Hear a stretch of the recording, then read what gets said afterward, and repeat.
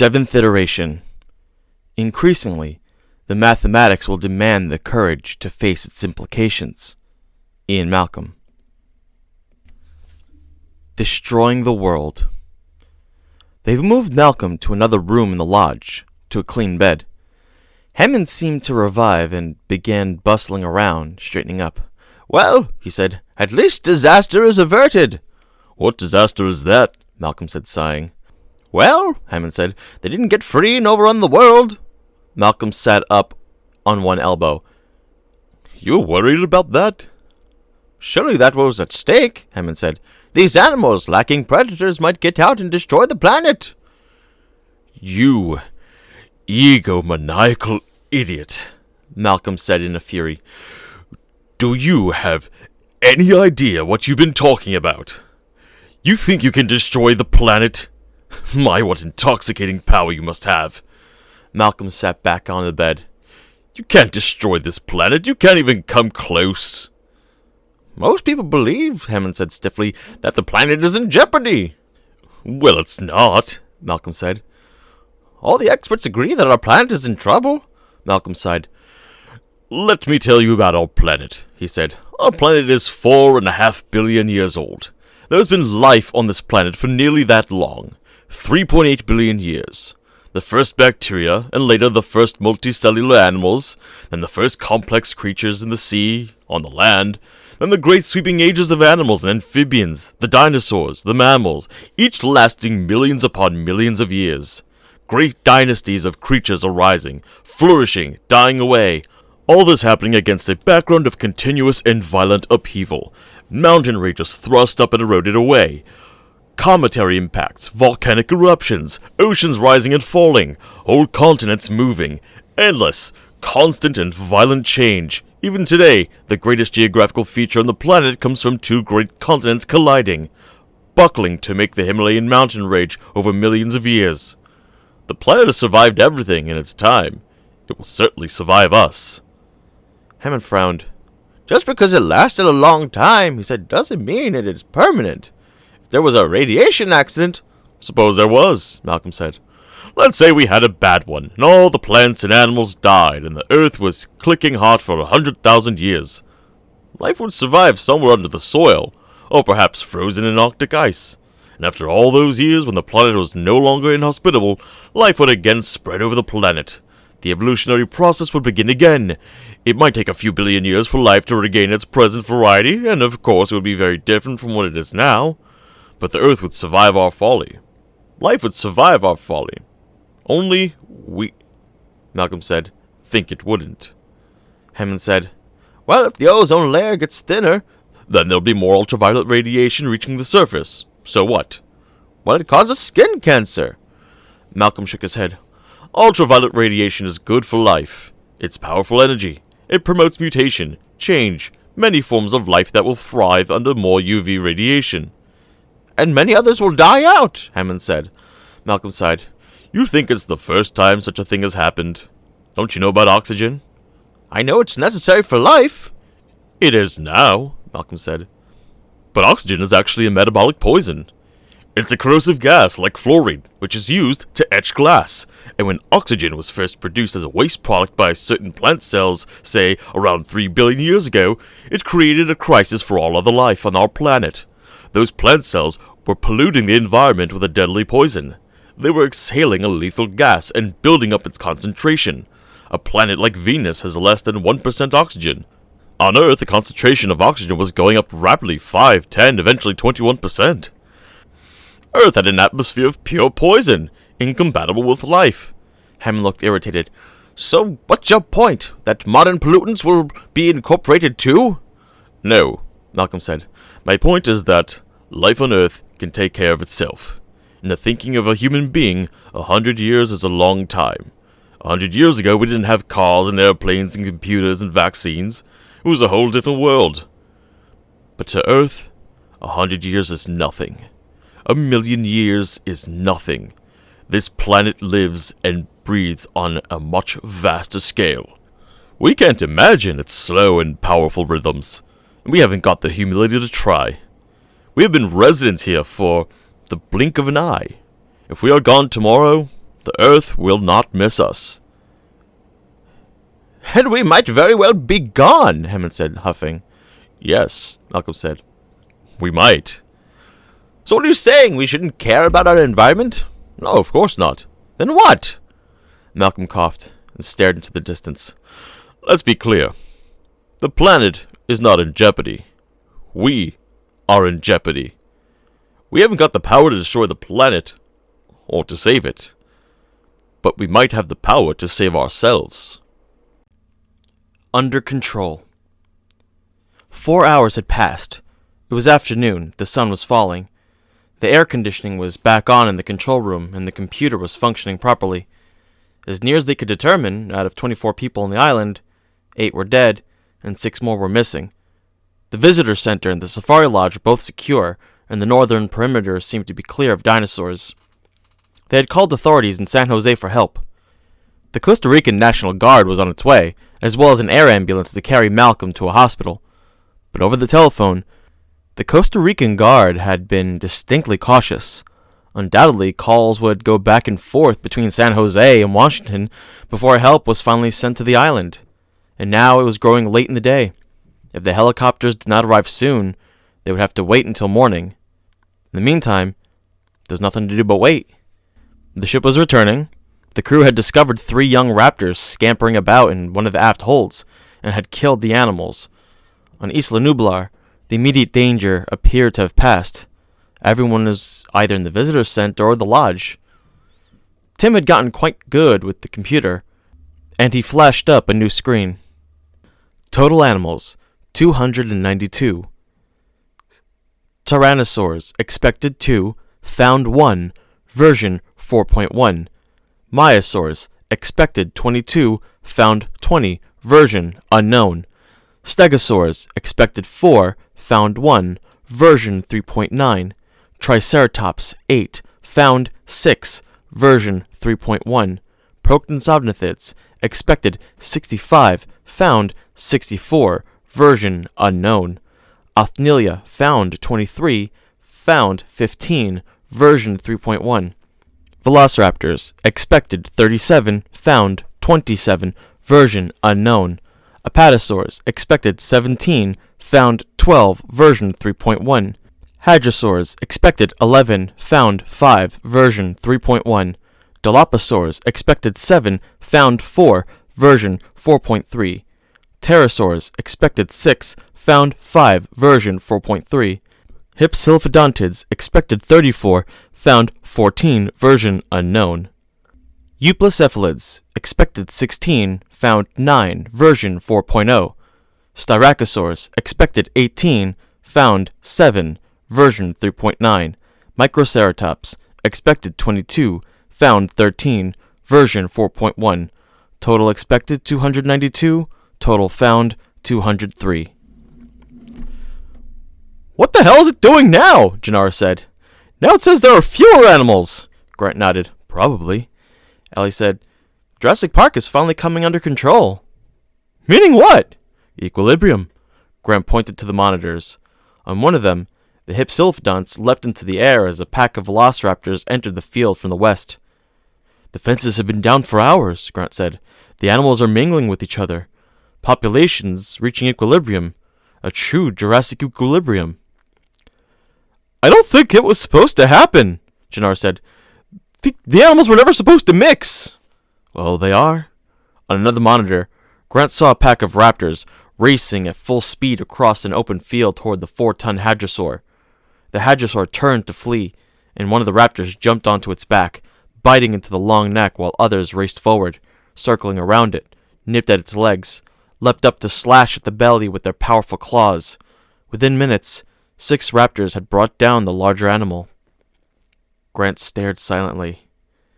Ellie said, Is it the way you imagined? I don't know what I imagined, he said. He watched the monitor. No, not exactly.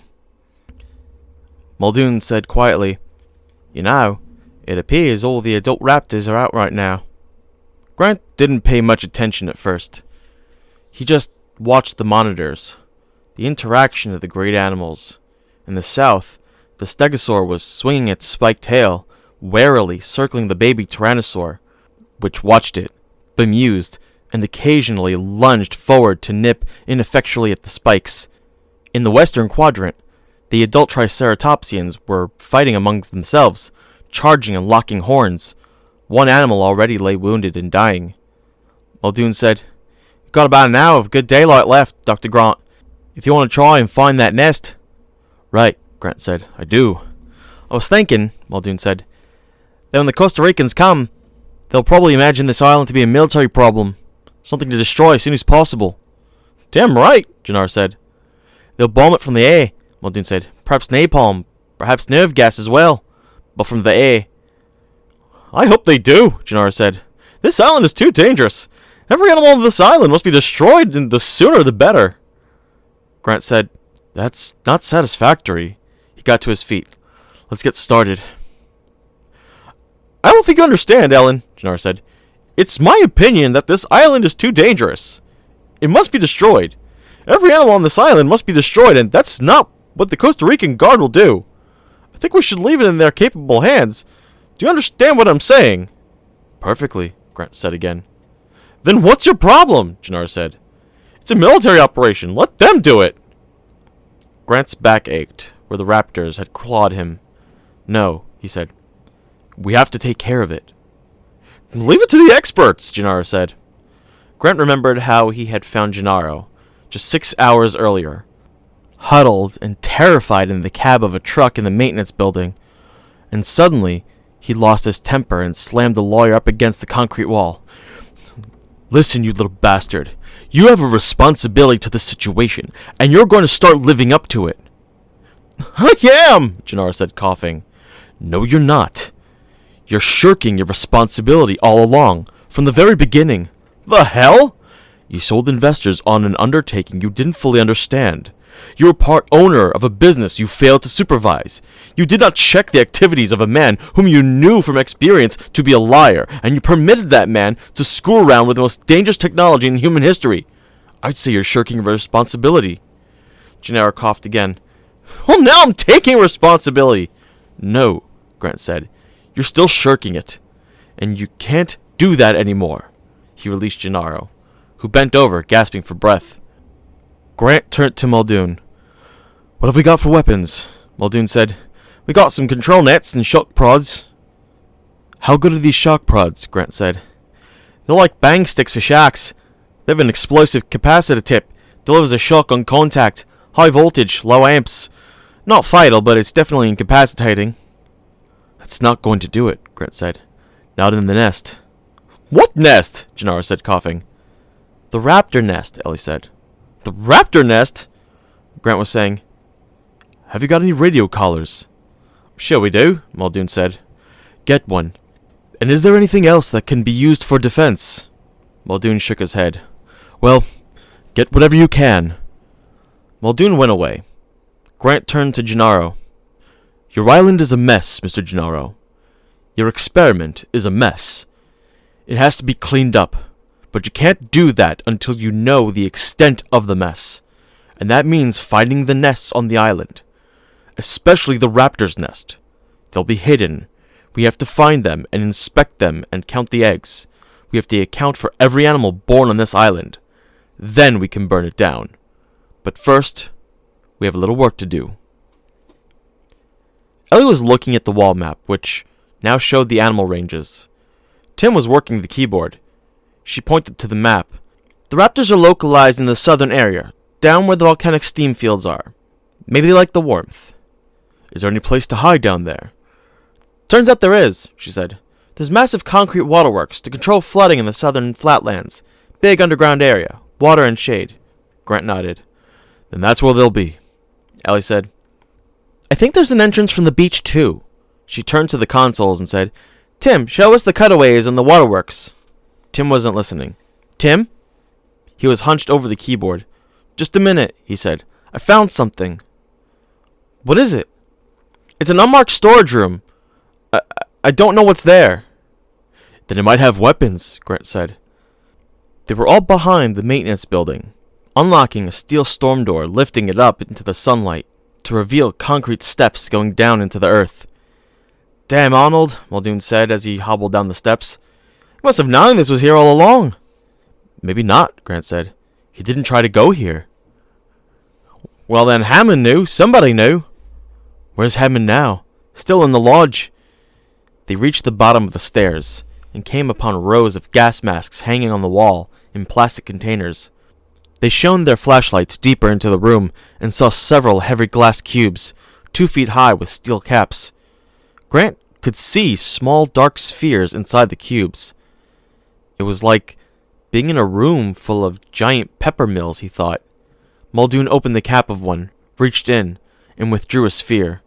He turned it in the line, frowning. I'll be damned. What is it? Grant said.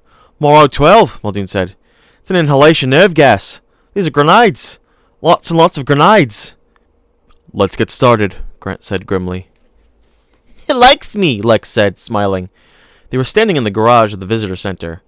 By the little raptor Grant had captured in the tunnel, she was petting the raptor through the cage bars. The animal rubbed up against her hand. I'll be careful there, Muldoon said. They can give a nasty bite. He likes me, Lex said. His name is Clarence. Clarence? Yeah, Lex said. Muldoon was holding the leather collar with a small metal box attached to it. Grant heard the high-pitched beeping in the headset. Is it a problem putting a collar on the animal? Lex was still petting the raptor, reaching through the cage. I better let me put him on him, she said. I wouldn't try, Muldoon said. They're unpredictable. I better let me, she said. So Muldoon gave Lex the collar, and she held it out so the raptor could smell it. Then she slowly slipped it around the animal's neck. The raptor turned brighter green when Lex buckled it and closed the Velcro cover over the buckle. Then the animal relaxed and turned paler again. I'll be damned, Muldoon said. It's a chameleon, Lex said. The other raptors couldn't do that, Muldoon said, frowning. This wild animal must be different.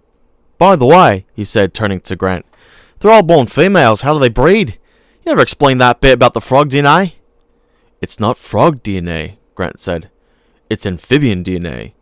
But the phenomenon happens to be perfectly well documented in frogs. Especially West African frogs, if I remember. What phenomenon is that? Gender transition, Grant said. Actually, just plain changing sex. Grant explained that a number of plants and animals were known to have the ability to change their sex during life. Orchids, some fish and shrimp, and now frogs. Frogs that had been observed to lay eggs were able to change, over a period of months, into complete males.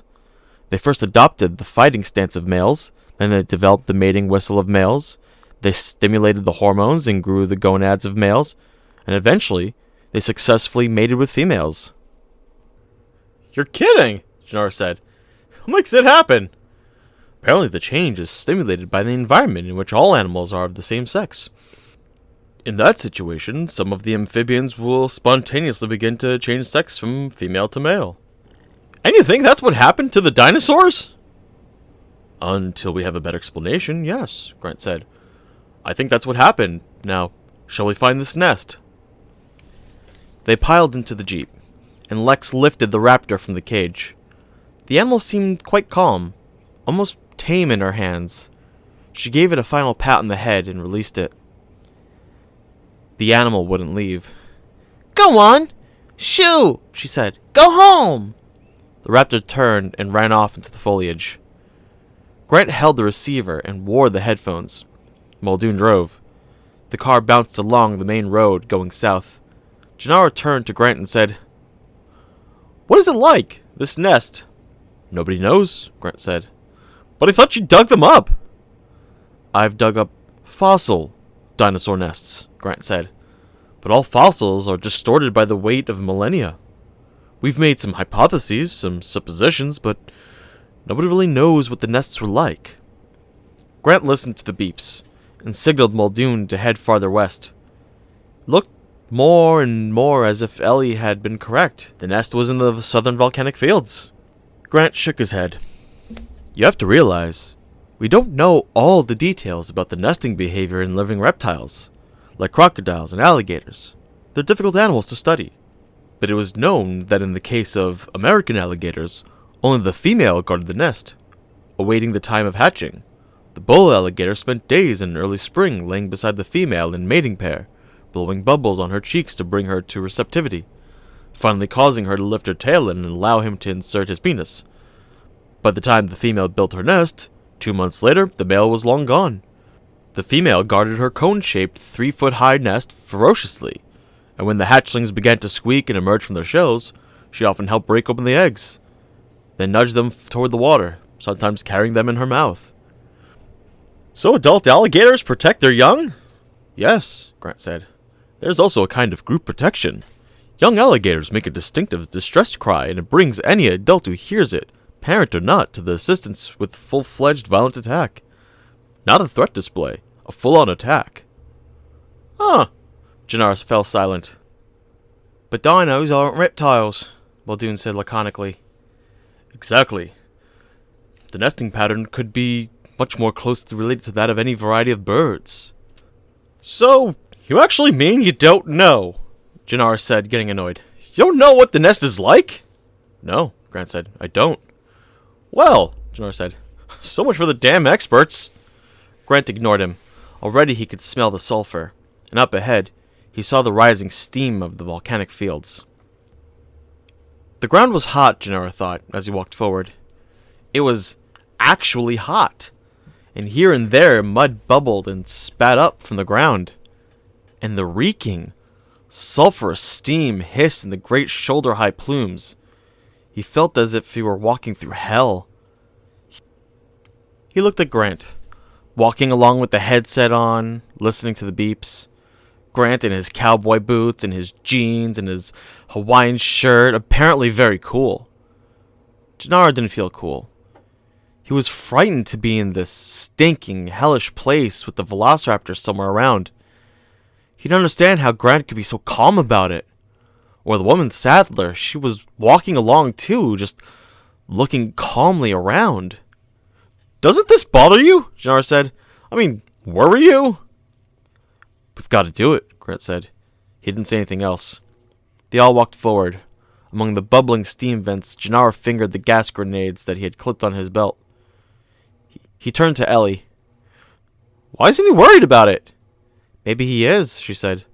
But he's also thought about this for his whole life.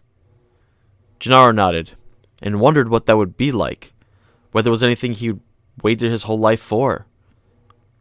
He decided there wasn't anything. Grant squinted in the sunlight. Ahead, through veils of steam, an animal crouched, looking at them. Then it scampered away. Was that the raptor? Ellie said. I think so. Or another one. Juvenile, anyway. She said, leading us on? Maybe. Ellie had told him how the raptors had played at the fence to keep her attention while another climbed onto the roof. If true, such behavior implied a mental capacity that was beyond nearly all forms of life on Earth. Classically, the ability to invent and execute plans was believed to be limited to only 3 species: chimpanzees, gorillas, and human beings. Now there was the possibility that a dinosaur might be able to do such a thing too.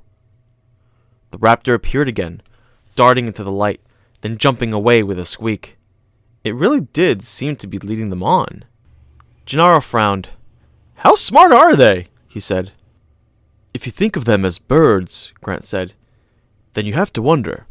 Some new studies show the gray parrot has as much symbolic intelligence as a chimpanzee, and chimpanzees can definitely use language.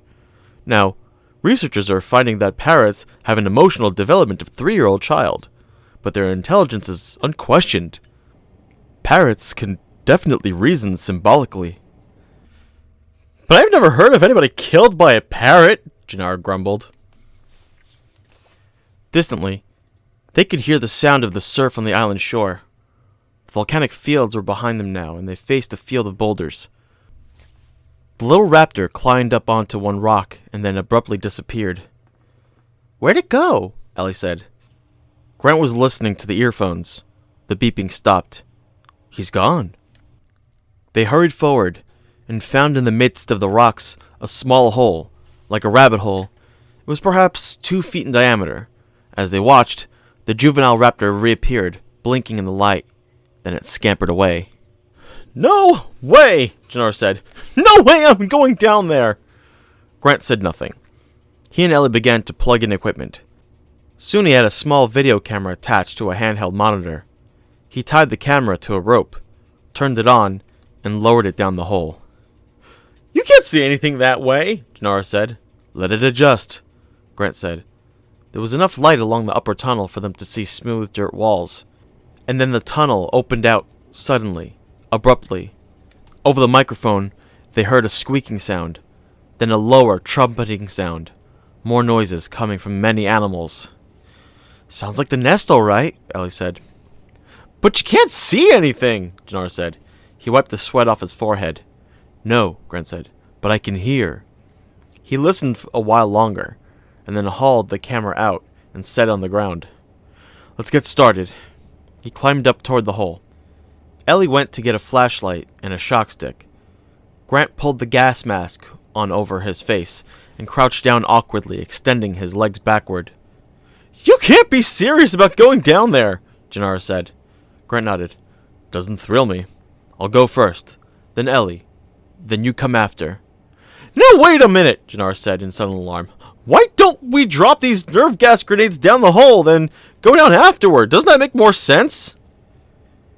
Ellie, you've got the flashlight? She handed the flashlight to Grant. What about it? Jannar said. What do you say? I'd like nothing better, Grant said. He backed down toward the hole. You ever seen anything die from poison gas? No? It generally causes convulsions. Bad convulsions. Well, I'm sorry if it's unpleasant, but... Look, Grant said. We're going into this nest to find out how many animals have hatched. If you kill the animals first, and some of them fall on nests in their spasms, that will ruin our ability to see what was there. So we can't do that. But you made these animals, Mr. Gennaro. I didn't! Your money did. Your efforts did. You helped create them. They're your creation. And you can't just kill them because you feel a little nervous now.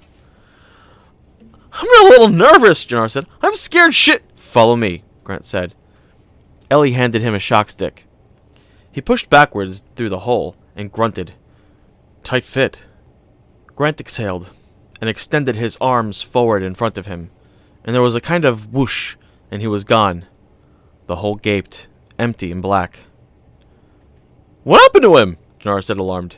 Ellie stepped forward and leaned close to the hole, listening at the opening. She clicked the radio, said softly, Alan? There was a long silence. Then they heard faintly, I'm here. Is everything all right, Alan? After long silence, when Grant finally spoke, his voice sounded distinctly odd, almost awestruck. Everything's fine, he said. Almost Paradigm. In the lodge, John Hammond paced back and forth in Malcolm's room. Hammond was impatient and uncomfortable. Since marshalling the effort for his last outburst, Malcolm had slipped into a coma, and now it appeared to Hammond that he might actually die. Of course, a helicopter had been sent for, but God knows when it would arrive. The thought that Malcolm might die in the meantime filled Hammond with anxiety and dread. And paradoxically, Hammond found it all much worse because he disliked the mathematician so much. It was worse than if the man were his friend. Hammond felt that Malcolm's death, should it occur, would be the final rebuke, and that was more than Hammond could bear. In any case, the smell in the room was quite ghastly. Quite ghastly. The rotten decay of human flesh. Everything Malcolm said, tossing on the pillow. Is he waking up? Hammond said. Harding shook his head. What do you say? Something about paradise? I didn't catch it, Harding said. Hammond paced some more. He pushed the window wider, trying to get some fresh air. Finally, when he couldn't stand it, he said, Is there any problem about going outside? I don't think so, no, Harding said. Think this area is all right. Well, look, I'm going outside for a bit. All right, Harding said. He adjusted the flow on the intravenous antibiotics. I'll be right back. All right. Hammond left, stepping out into the daylight, wondering why he had bothered to justify himself to Harding. After all, the man was his employee. Hammond had no need to explain himself. He went through the gates of the fence, looking around the park. It was late afternoon, the time when the blowing mist was thinned and the sun sometimes came out. The sun was out now, and Hammond took it as an omen. Say what they would, he knew that his park had promise, and even if that impetuous fool Gennaro decided to burn it to the ground, it would not make much difference. Hammond knew that in 2 separate vaults at InGen headquarters in Palo Alto were dozens of frozen embryos. It would not be a problem to grow them again on another island elsewhere in the world. And if there had been problems here, then the next time they could solve those problems. That was how progress occurred, by solving problems. As he thought about it, he concluded that Wu had not really been the man for the job. Wu had obviously been sloppy, too casual with his great undertaking, and Wu had been too preoccupied with the idea of making improvements. Instead of making dinosaurs, he had wanted to improve on them. Hammond suspected darkly that was the reason for the downfall of the park. Wu was the reason. Also, he had to admit that John Arnold was ill-suited for the job of chief engineer. Arnold had impressive credentials, but at this point in his career, he was tired and he was a fretful worrier. He hadn't been organized and he had missed things, important things. In truth, neither Wu nor Arnold had the most important characteristic, Hammond decided. The characteristic of vision. That great sweeping act of imagination which evoked a marvelous park, where children pressed against the fences, wondering at the extraordinary creatures come alive from their storybooks. Real vision. The ability to see the future. The ability to marshal resources to make that future vision a reality. No. Neither Wu nor Arnold were suited to that task. And for that matter, Ed Regis had been a poor choice too. Harding was at best an indifferent choice. Muldoon was a drunk. Hammond shook his head. He would do better next time. Lost in his thoughts, he headed toward his bungalow, following the little path that ran north from the visitor center. He passed one of the workmen, who nodded curtly. Hammond did not return the nod. He found the Taikan workman to be uniformly insolent. To tell the truth, the choice of this island off Costa Rica had also been unwise. He would not make such obvious mistakes again. When it came, the roar of the dinosaurs seemed frighteningly close. Hammond spun so quickly he fell on the path, and when he looked back, he thought he saw the shadow of a juvenile T-Rex, moving in the foliage beside the flagstone path, moving toward him. What was the T-Rex doing here? Why was it outside the fences? Hammond felt a flash of rage, and then he saw the Taikan workman running for his life, and Hammond took the moment to get his feet and dash blindly into the forest on the opposite side of the path. He was plunged in darkness. He stumbled and fell, his face smashing into wet leaves and damp earth, and he staggered back up to his feet, ran onward, fell again, and then ran once more. Now he was moving down a steep hillside, and he couldn't keep his balance. He tumbled helplessly, rolling and spinning over the soft ground. Before finally coming to a stop at the foot of the hill, his face splashed into shallow, tepid water, which gurgled around him and ran up his nose. He was lying face down in a little stream. He had panicked. What a fool! He should have gone to his bungalow! Hammond cursed himself. As he got to his feet, he felt a sharp pain in his right ankle that brought tears to his eyes. He tested it gingerly. It might be broken.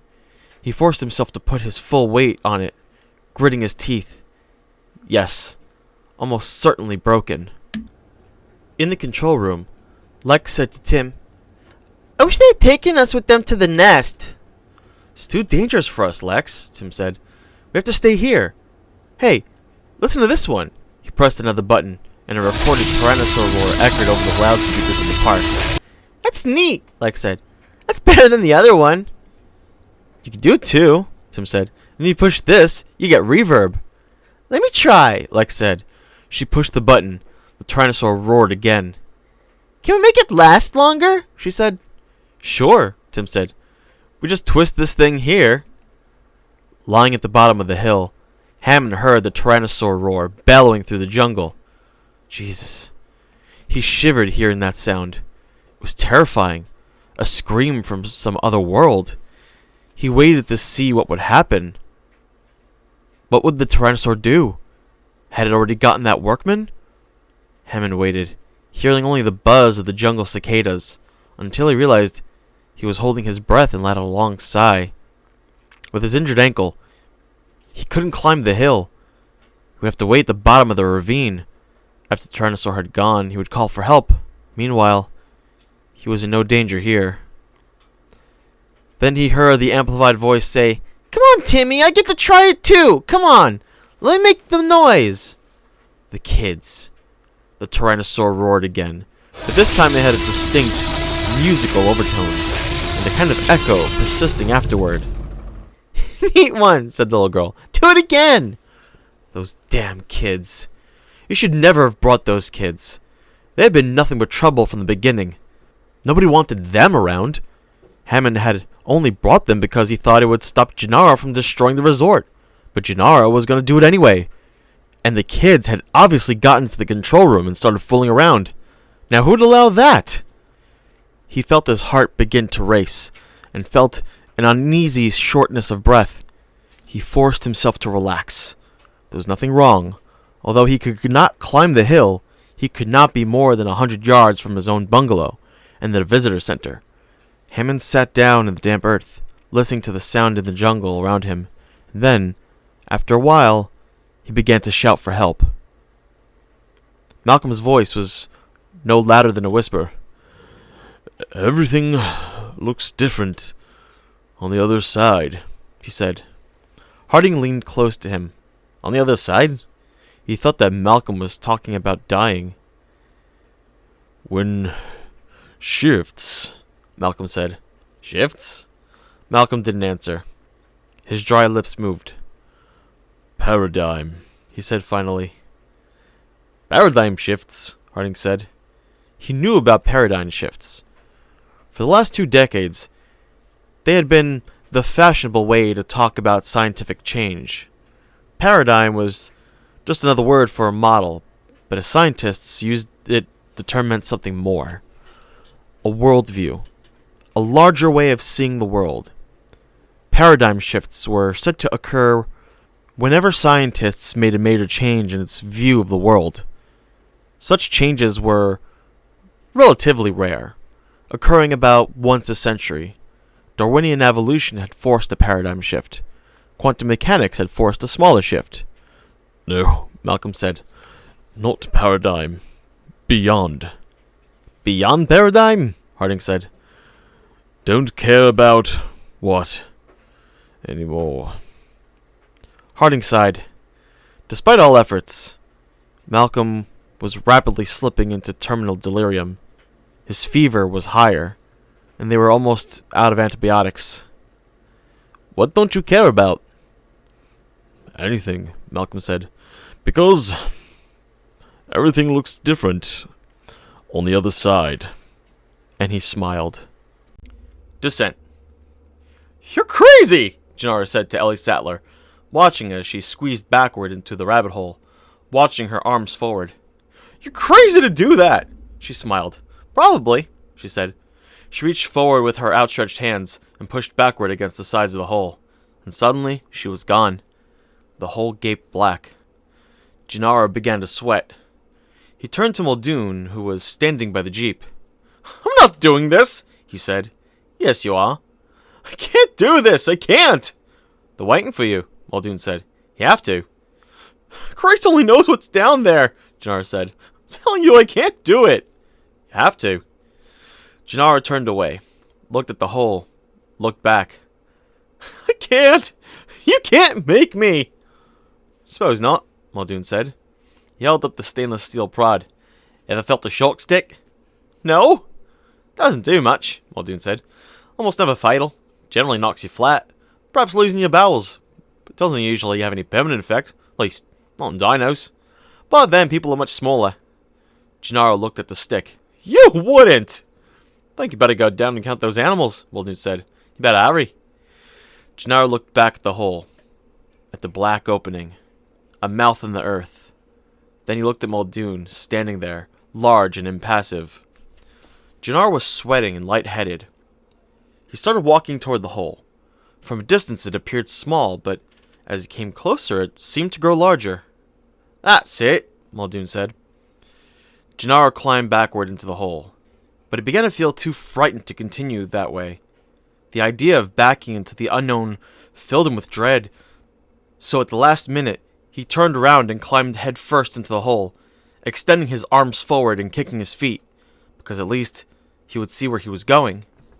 He pulled the gas mask over his face, and suddenly he was rushing forward, sliding into blackness, seeing the dirt walls disappear into darkness before him.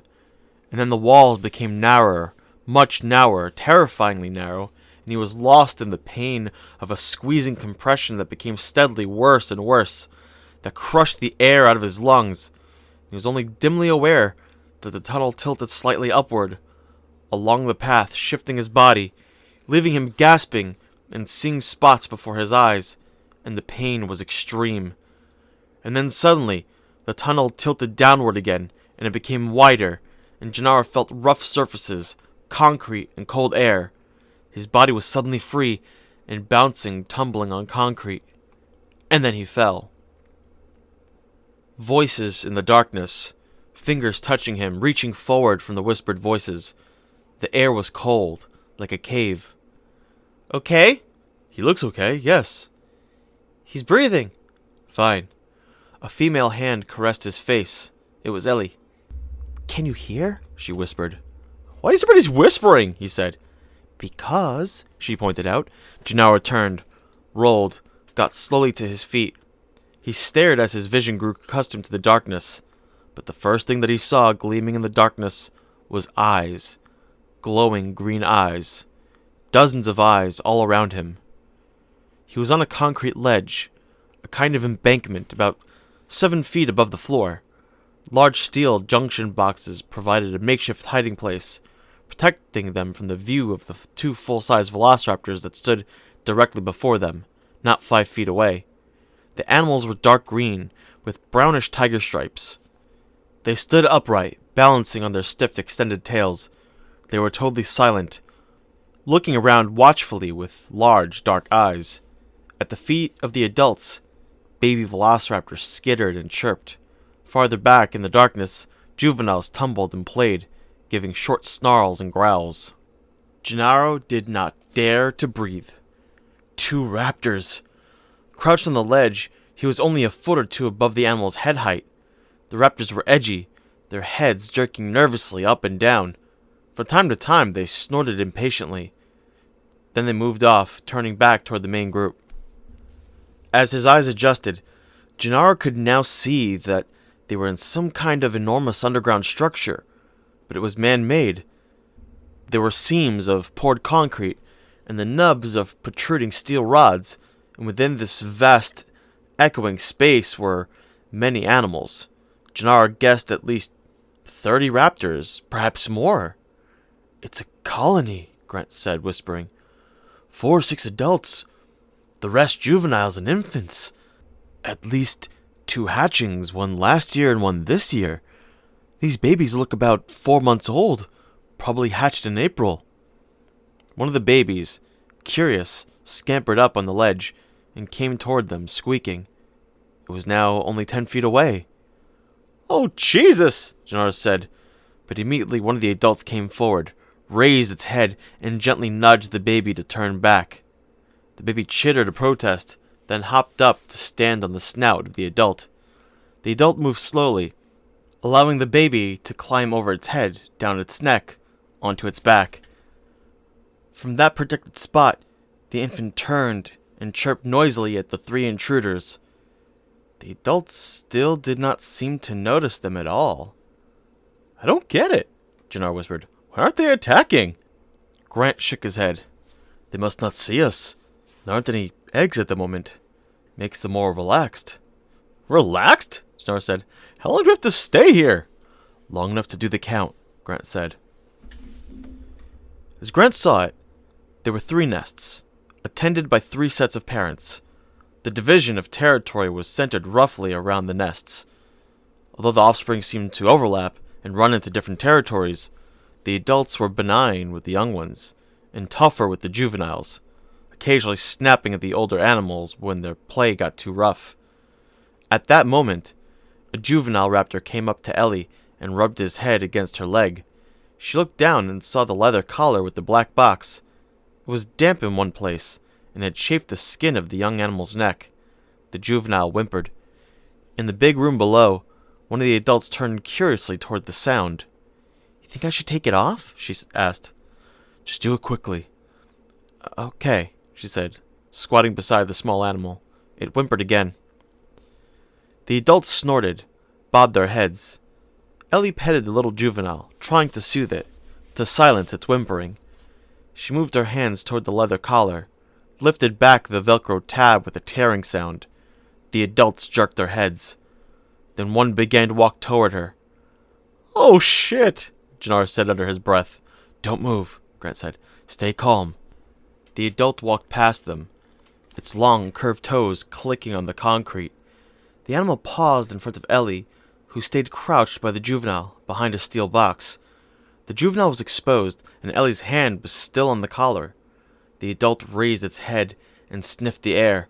The adult's big head was very close to her hand, but it could not see her because of the junction box. A tongue flicked out tentatively. Grant reached for a gas grenade, plucked it from his belt, and held his thumb on the pin.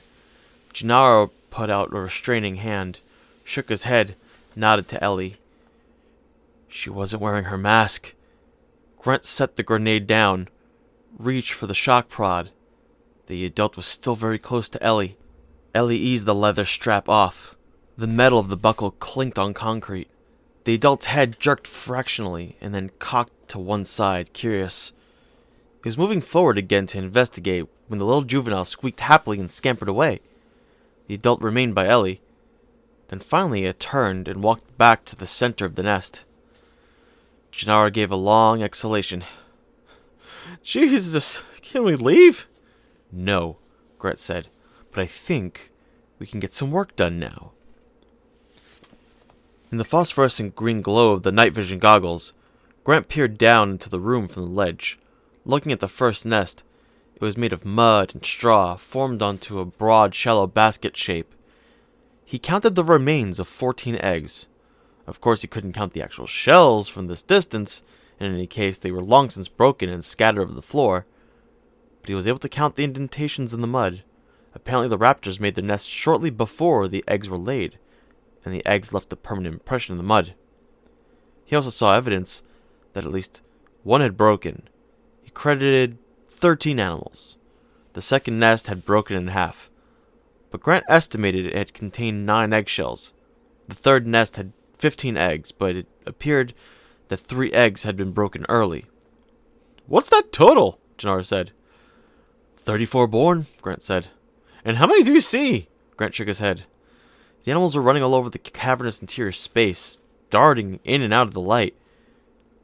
"I've been watching," Ellie said, shining her light down at her notepad. "You have to take photos to be sure, but the snout markings on the infants are all different. My count is 33. "And juveniles?" 22. "But Alan, do you notice anything funny about them?" "Like what?" Grant whispered. "How they arrange themselves spatially. They're falling into some kind of pattern or arrangement in the room." Grant frowned. He said, "It's pretty dark." "No, look. Look for yourself. Watch the little ones. When they're playing, they tumble and run in every which way, but in between, when the babies are standing around, notice how they orient their bodies. They face either that wall or the opposite wall. It's like they're lining up." "I don't know, Ellie. You think a colony megastructure, like bees?" No, not exactly," she said. "It's more subtle than that. Just a tendency." "And the babies do it?" "No, they all do it. The adults do it too. Watch them. I'm telling you, they line up." Grant frowned. It seemed as if she was right. The animals engaged in all sorts of behavior. But during pauses, moments when they were watching or relaxing, They seemed to orient themselves in particular ways, almost as if there were invisible lines on the floor. Beats me, Grant said. Maybe there's a breeze. I don't feel one, Alan. What are they doing? Some kind of social organization expressed as spatial structure? That doesn't make sense, she said, because they all do it. Gennaro flipped up his watch. I knew this thing would come in handy one day. Beneath the watch face was a compass. Grant said, You have much use for that in court? No, Gennaro shook his head. Wife gave it to me, she explained, for my birthday. He peered at the compass. Well, he said.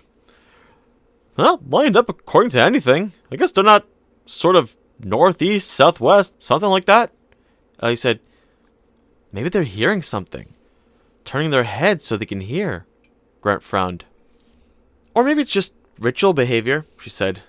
Species-specific behavior that serves to identify them to one another, but maybe it doesn't have any broader meaning. Ellie sighed. Or maybe they're weird.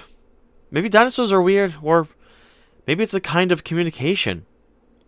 Grant was thinking the same thing. Bees could communicate spatially by doing a kind of dance. Perhaps dinosaurs could do the same thing? Gennaro watched them and said, Why don't they go outside? They're nocturnal. Yes, but it almost seems like they're hiding. Grant shrugged. In the next moment, the infants began to squeak and hop excitedly. The adults watched curiously for a moment. And then, with hoots and cries that echoed in the dark cavernous space, all the dinosaurs wheeled and ran, heading down the concrete tunnel into the darkness beyond. Hammond. John Hammond sat down heavily in the damp earth of the hillside and tried to catch his breath. Dear God, it was hot, he thought. Hot and humid. He felt as if he were breathing through a sponge. He looked down at the steam bed, now 40 feet below. It seemed like hours since he had left the trickling water and began to climb up the hill. His ankle was now swollen and dark purple. He couldn't put any weight on it at all. He was forced to hop up on the hill on his other leg, which now burned with the pain from the exertion. He was thirsty. Before leaving the stream behind, he had drunk from it, even though he knew this was unwise.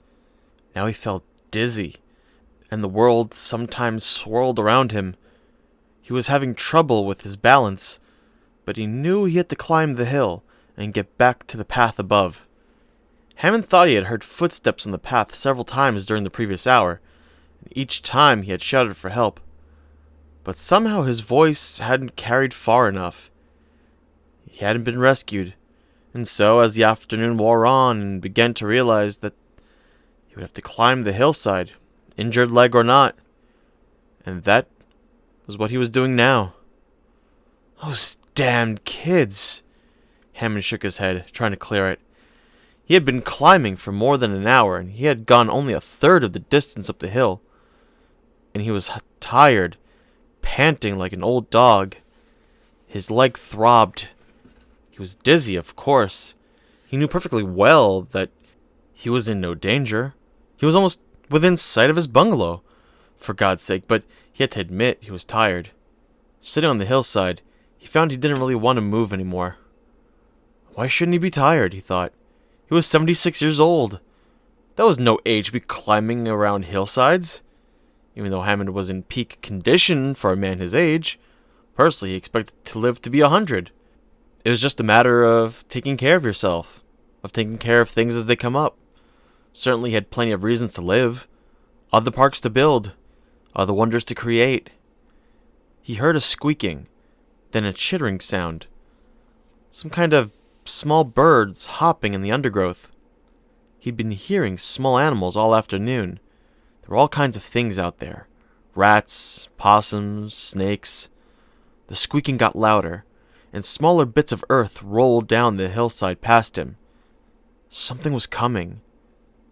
Then he saw a dark green animal hopping down the hill toward him, and another, and another. Compies, he thought with a chill. Scavengers.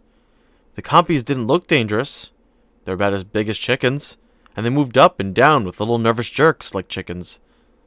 But he knew they were poisonous. The bites had a slow-acting poison that they used to kill crippled animals. Crippled animals, he thought, frowning. The first of the compies perched on the hillside, staring at him. It stayed about 5 feet away, beyond his reach, and just watched him. Others came down soon after, and they stood in a row, watching. They hopped up and down and chittered and waved their little clawed hands. "Shoo! Get out!" he said, and threw a rock. The compies backed away, but only a foot or two. They weren't afraid. They seemed to know he couldn't hurt them.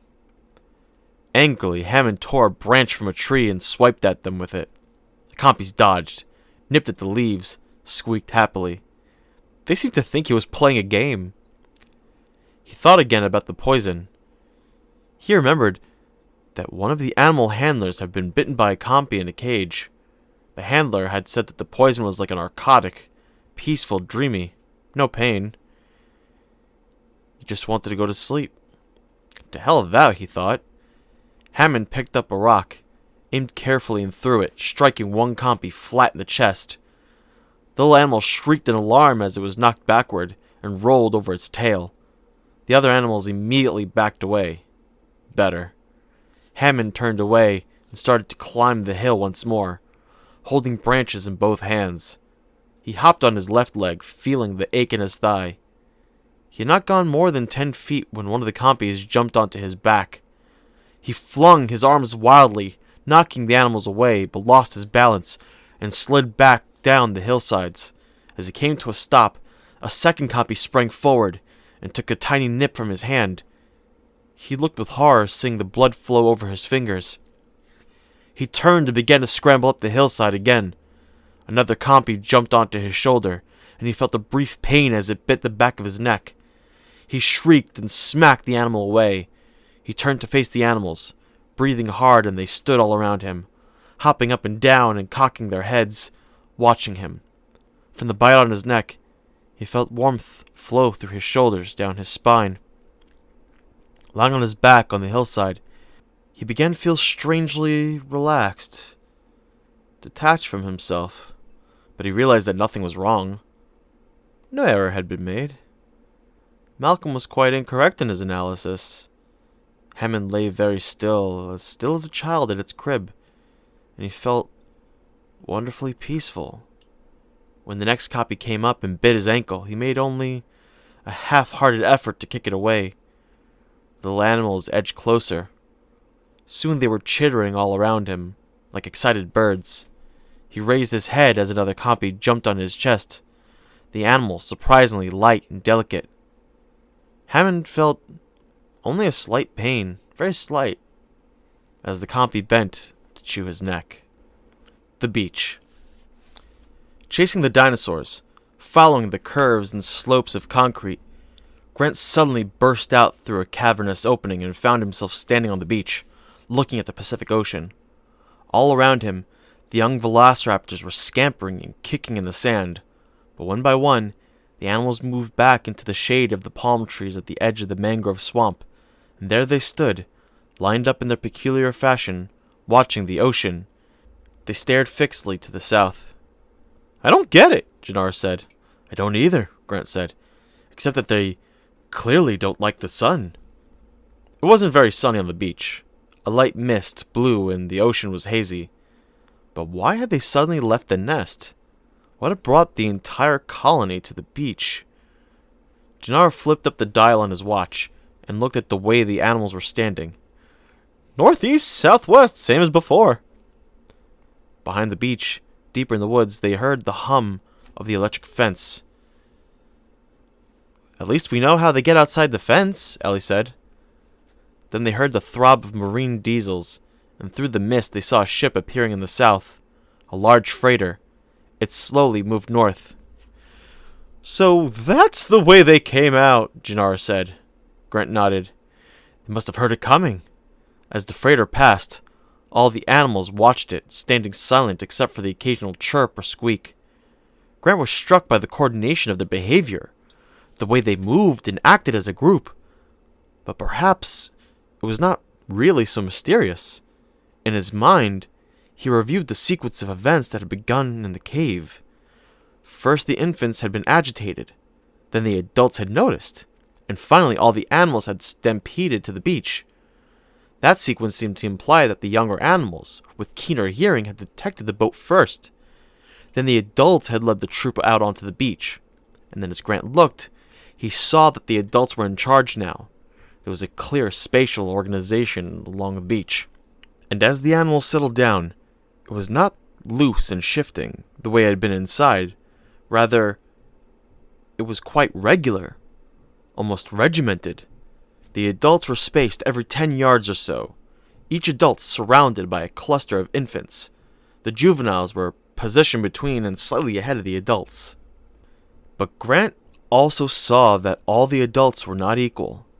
There was a female with a distinctive stripe along her head, and she was in the very center of the group as it arranged along the beach. The same female had stayed in the center of the nesting area too. He guessed that, like certain monkey troops, the raptors were organized around a matriarchal pecking order, and that this striped animal was the alpha female of the colony. Above book, no such thing as alphas, just parents. The males, he saw, were arranged defensively at the perimeter of the group. But unlike monkeys, which were loosely and flexibly organized, the dinosaurs settled into a rigid arrangement, almost a military formation, it seemed. Then, too, there was the oddity of the northeast-southwest spatial orientation. That was beyond Grant, but in another sense, he was not surprised. Paleontologists had been digging up bones for so long that they had forgotten how little information could be gleaned from a skeleton. Bones might tell you something about the gross appearance of an animal, its height and weight. They might tell you something about how the muscles attached, and therefore something about the crude behavior of the animal during life. They might give you clues to the few diseases that affected bone. But a skeleton was a poor thing, really, from which to try to deduce the total behavior of an organism. Since bones were all the paleontologists had, bones were what they used. Like other paleontologists, Grant had become very expert at working with bones. And somewhere along the way, he started to forget the unprovable possibilities that the dinosaurs might be truly different animals, that they might possess behavior and social life organized along lines that were utterly mysterious to their later mammalian descendants, that since the dinosaurs were fundamentally birds... "Oh my God," Grant said. He stared at the raptors, ranged along the beach in the rigid formation, silently watching the boat, and he suddenly understood what he was looking at. "Those animals," Gennaro said, shaking his head. "They sure are desperate to escape from here." "No," Grant said. "They don't want to escape at all." "They don't?" "No," Grant said. "They want to migrate." Approaching dark. "Migrating?" Ellie said. "That's fantastic!" "Yes," Grant said. He was grinning. Ellie said, "Where do you suppose they want to go?" "I don't know," Grant said. And then the big helicopters burst through the fog, thundering and wheeling over the landscape, with their underbellies heavy with armament. The raptors scattered in alarm as one of the helicopters circled back, following the line of surf, and then moved into the land on the beach. A door was flung open, and soldiers in olive uniforms came running toward them. Grant heard the rapid babble of voices in Spanish and saw that Muldoon was already aboard with the kids. One of the soldiers said in English, "Please, you'll come with us. Please, there's no time here." Grant looked back at the beach where the raptors had been, but they were gone. All the animals had vanished. It was as if they had never existed.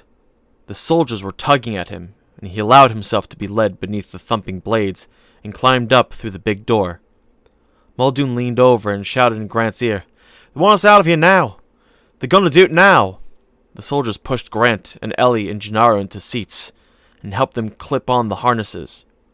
Tim and Lex waved to him, and he suddenly saw how young they were and how exhausted. Lex was yawning, leaning beneath her brother's shoulder. An officer came toward Grant and shouted, "Senor, are you in charge?" "No," Grant said. "I'm not in charge." "Who is in charge, please?" I don't know." The officer went to Gennaro and asked the same question. "Are you in charge?" "No," Gennaro said.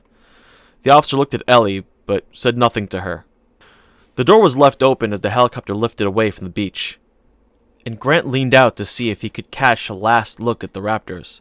But then the helicopter was above the palm trees, moving north over the island. Grant leaned to Muldoon and shouted, "What about the others?"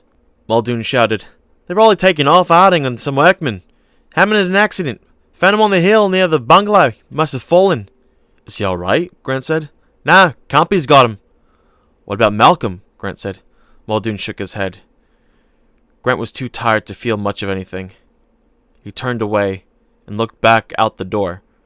It was getting dark now, and in the fading light, he could barely see the little Rex with bloody jaws crouched over a hadrosaur by the edge of the lagoon and looking up at the helicopter and roaring as it passed by. Somewhere behind them, they heard explosions, and then ahead, they saw another helicopter wheeling through the mist over the visitor center, and a moment later, the building burst in a bright orange fireball, and Lex began to cry, and Ellie put her arm around her and tried to get her not to look. Grant was staring down at the ground, and he had a last glimpse of the Hypsilophodonts leaping gracefully as gazelles. Moments before, another explosion flared bright beneath them. Their helicopter gained altitude, and then moved east, out over the ocean. Grant sat back in his seat. He thought of the dinosaurs standing on the beach, and he wondered where they would migrate if they could. And he realized he would never know, and he felt sad and relieved in the same moment. The officer came forward again, bending close to his face. "Are you in charge?" "No," Grant said. "Please, senor, who is in charge?" "Nobody," Grant said.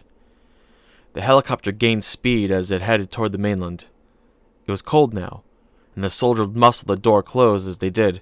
Grant looked back just once, and saw the island against a deep purple sky and sea, cloaked in a deep mist that blurred the white-hot explosions that burst rapidly, one after another, until it seemed the entire island was glowing, a diminishing bright spot in the darkening night. Epilogue. San Jose. Days went by. The government was polite and put them up in a nice hotel in San Jose. They were free to come and go and to call whomever they wished, but they were not permitted to leave the country. Each day a young man from the American embassy came to visit them to ask if they needed anything, and to explain that Washington was doing everything it could to hasten their departure. But the plain fact was that many people had died in a territorial possession of Costa Rica. The plain fact was that an ecological disaster had been narrowly averted. The government of Costa Rica felt it had been misled and deceived by John Hammond and his plans for the island. Under the circumstances, the government was not disposed to release survivors in a hurry. They did not even permit the burial of Hammond or Ian Malcolm. They simply waited. Each day it seemed to Grant he was taken to another government office where he was questioned by another courteous, intelligent government officer. They made it go over his story, again and again. How Grant had met John Hammond, what Grant knew of the project, how Grant had received the facts from New York, why Grant had gone to the island, what had happened at the island. The same details, again and again, day after day, the same story. For a time, Grant thought they must believe he was lying to them, and that there was something they wanted him to tell, although he could not imagine what it was. Yet, in some odd way, they seemed to be waiting. Finally, he was sitting around the swimming pool of the hotel one afternoon, watching Tim and Lex splash, when an American in khakis walked up. "We never met," the American said. "My name's Marty Gutierrez. I'm a researcher here at the Carrara station." Grant said, "You were the one who found the original specimen of the Proconsognathus." "That's right, yes." Gutierrez sat next to him. "You must be eager to go home." "Yes," Grant said. "I have only a few days left to dig before the winter sets in. In Montana, you know, the first snow usually comes in August." Gutierrez said, "Is that why the Hammond Foundation supported northern digs? Because intact genetic material from dinosaurs was more likely to be recovered from cold climates?" "That's what I presume, yes." Gutierrez nodded. "He was a clever man, Mr. Hammond." Grant said nothing. Gutierrez sat back in the pool chair. "The authorities won't tell you," Gutierrez said finally, "because they're afraid, and perhaps also resentful of you, for what you have done. But something very peculiar is happening in the rural regions." "Biting the babies?" No, thankfully that stopped. Something else. The spring and Himalaya section, which is to the north, some unknown animals ate the crops in a very peculiar manner. They moved each day in a straight line, almost as straight as an arrow, from the coast into the mountains into the jungle. Grant sat upright. Like a migration, Gutierrez said, wouldn't you say? What crops? Grant said. Well, it's odd. They would only eat gama beans and soy, and sometimes chickens, Grant said. Foods rich in lysine. What happened to these animals? Presumably, Gutierrez said, they entered the jungles. In any case, they had not been found, of course. It would be difficult to search for them in the jungle. A search party would spend years in the Himalaya Islands with nothing to show for it. And we are being kept here because... Gutierrez shrugged. The government is worried. Perhaps there are more animals. More trouble. They're feeling cautious. Do you think there are more animals? Grant said. Can't say. Can you? No, Grant said. I can't say. But you suspect? Grant nodded. Possibly there are. Yes. I agree. Gutierrez pushed up from his chair. He waved to Tim and Lex, playing in the pool. Probably they will send the children home, he said. There's no reason not to do that. He put on his sunglasses. Enjoy your stay with us, Dr. Grant. It was a lovely country here, Grant said. You're telling me we're not going anywhere? None of us is going anywhere, Dr. Grant, Gutierrez said, smiling. Then he turned and walked back toward the entrance of the hotel. End of iteration.